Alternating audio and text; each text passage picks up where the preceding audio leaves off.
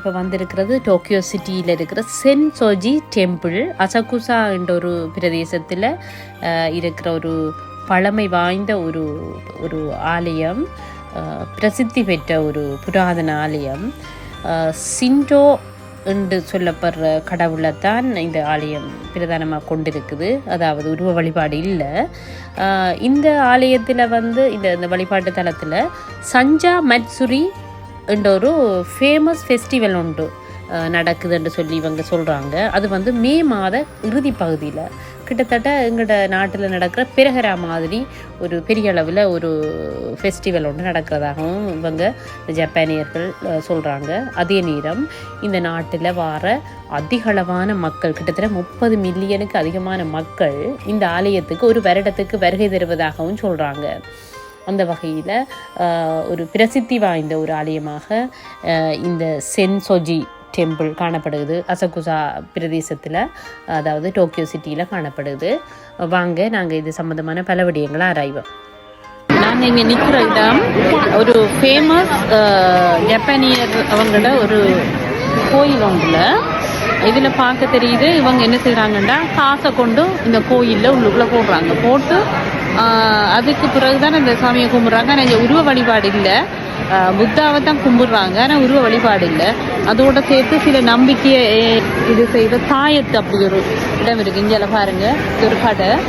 அதில் நிறைய டாய்ஸ் அதுகளோட சேர்ந்து அவங்களோட நம்பிக்கைக்கு ஏற்ற மாதிரி வச்சுருக்காங்க. அதோட நீங்கள் இந்த பார்க்குற நேரம் இந்த உள்ளுக்கும் இந்த கோயிலுக்குள்ளுக்குள்ள இதான அவங்களோட கடவுள். அது கூடுதலாக உள்ளுக்குள்ள எதுவுமே இல்லை.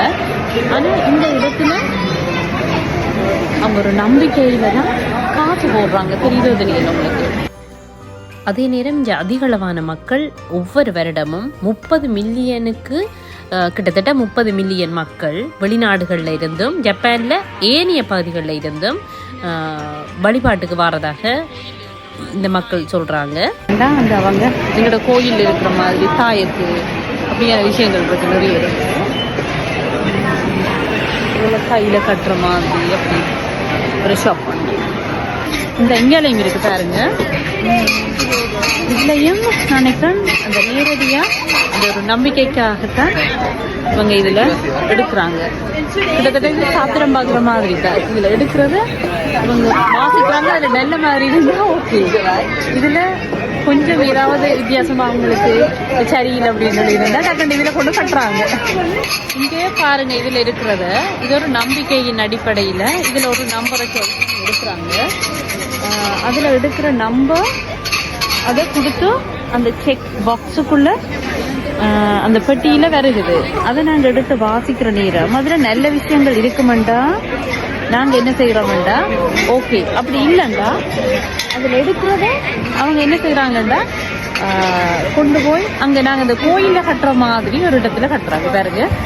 பாருங்க, இப்படி ஒரு இடத்துல கட்டுறாங்க, இதை கட்டி வச்சிருக்காங்க. அப்போ அதில் நல்ல மாதிரி சொன்னால் ஓகே, அப்படி இல்லை அதில் கொஞ்சம் வித்தியாசமான விஷயங்கள் வருமெண்டா இவை தான் இருக்குது. இதில் ஒரு பெட்டியை நாங்கள் எப்படி திறந்து பார்க்கலாம். திறந்து பார்க்கக்குள்ள இதுக்குள்ளே ஜப்பனீஸ் மொழியில் எழுதியிருக்கு. நாங்கள் இந்த பெட்டியை திறந்து இதில் உண்டு எடுக்கிறோம். இந்த எடுத்து பார்க்குற விடயங்கள் எங்களுக்கு நேர்மறையான விடயங்களாக இருக்குமெண்டா நாங்கள் கவலைப்பட தேவையில்லை. அது அந்த கடவுளையே நாங்கள் நம்பிக்கை வச்சுட்டு வழிபட்டுட்டு போயிடலாம். அதில் எதிர்மறையான விடயங்கள் இருக்குமெண்டா நான் முதல் காட்டின மாதிரி அந்த குறிக்கப்பட்ட இடத்துல அதை கட்டி வச்சு அந்த ஆலயத்தில் ஒரு சின்ன ஒரு வழிபாடு செய்துட்டு போவாங்க. இங்கே தெரிகிறது 4 திசையிலையும் அழகான ஜப்பானியர்கள கட்டிடக்கலை என்றாலே ஒரு வித்தியாசமான ஒரு கட்டிடக்கலை. உங்களுக்கு தெரியும், எங்கட இலங்கையில் இருக்கிற பாராளுமன்றத்தை கட்டினது கூட ஜப்பானியர்கள கட்டிடக்கலை தான். அந்த வகையில் அழகான கட்டிடக்கலை, வானம் அளவு உயரமாக இருக்கும், அழகான கூரைகள் கொண்ட ஒரு 4 திசையிலையும் 4 கோயில்கள், வழிபாட்டு தலங்கள் காணப்படுகிறது. அதோட முன் வாயில்ல வெசாக்கூடு மாதிரி பெரிய அளவில் மணி மாதிரி ஒரு அமைப்பில் தொங்க விடப்பட்டிருக்கு. உங்களுக்கு பார்க்கக்கூடிய மாதிரி இருக்கும். இது கூடுதலாக பௌத்தத்தை தழுவிய நாடு, பௌத்தர்கள்ற வழிபாடு, ஆனால் உருவ வழிபாடு இல்லை.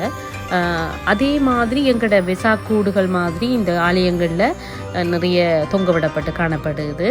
அதே நேரம் கடவுள் நம்பிக்கையில் அவங்க சில்லறை காசுகளை போட்டு தான் வழிபாடு செய்வாங்க. மக்கள் நம்புகிறாங்க இந்த கடவுளை.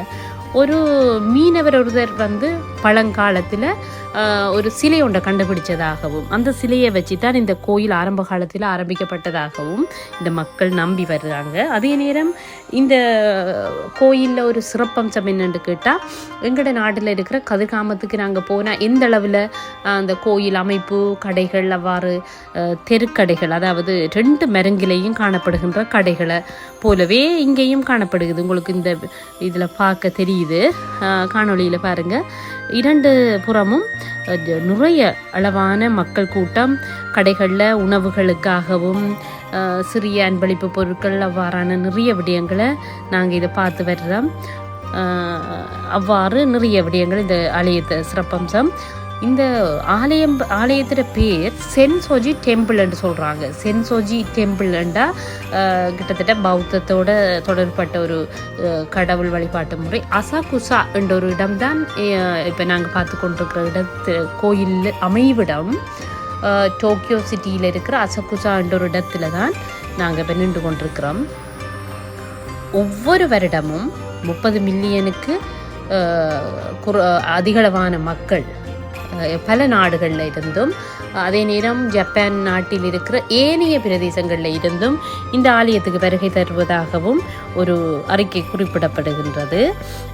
இவங்களோட நம்பிக்கைக்குரிய பழங்காலத்து ஆலயமாக இது இருக்கிறதால இங்கே பார்க்கக்கூடியதாக இருக்கவங்களுக்கு இந்த ஜப்பானியர்கள் உணவு பிரியர்கள். அதே போல் இந்த கடைகள் 2 மரங்களையும் இந்த கோயிலுக்கு வர்ற வழி நீட்டுக்கும் 2 மரங்களையும் உணவு கடைகளில் அவர்களது உணவுகளை ருசித்து சாப்பிட்டு கொண்டிருக்கிறாங்க பாருங்கள். ஆனால் சுகாதாரத்துக்கும் இந்த நாடு ஒரு சுற்றாடல், சுகாதாரமான ஒரு ஒழுக்க கட்டுப்பாட்டுக்குரிய நாடு.